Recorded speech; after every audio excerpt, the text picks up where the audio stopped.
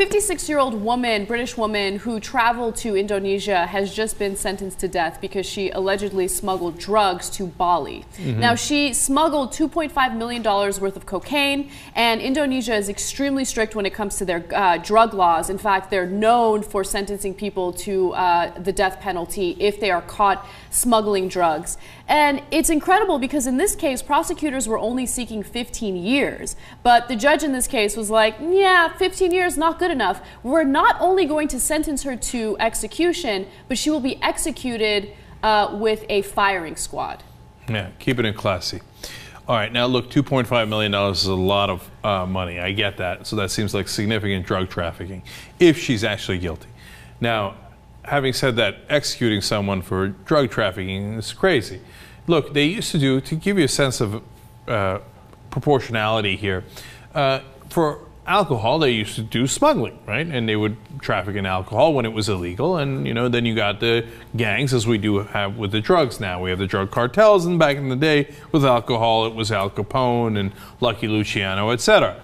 But then immediately after they made it legal, then obviously Anheuser-Busch and Coors, etc. took over.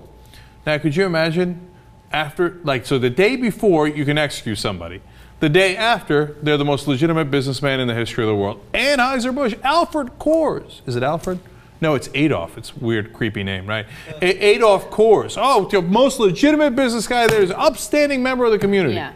So she's claiming that she was targeted by these gangsters who told her that if you don't smuggle the drugs, we're going to go after your children. She's apparently not wealthy or well off at all. She had no money. She didn't have money to defend herself, which is also another problem here. I mean, if she didn't have money to defend herself, what was her defense? So I have problems with that. You can tell she's not the high-level drug lord. She doesn't even have money to defend herself. She's a 56-year-old grandmother. Like, let's show her pictures again. She's not a dangerous looking person. And look, she smuggled drugs. I get it, it's against your law. But if prosecutors are proposing 15 years behind bars and you say, no, let's execute her via firing squad, there's something wrong with your system. Look, there's something wrong with all of our systems. Drugs shouldn't be illegal in the first place.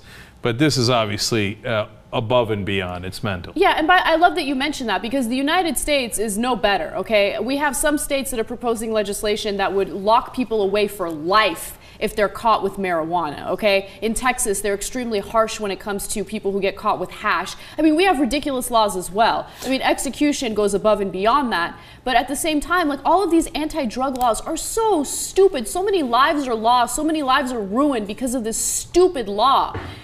We got to get over it. We got to move on. And they're worried about tourism in Bali. Let me tell you something.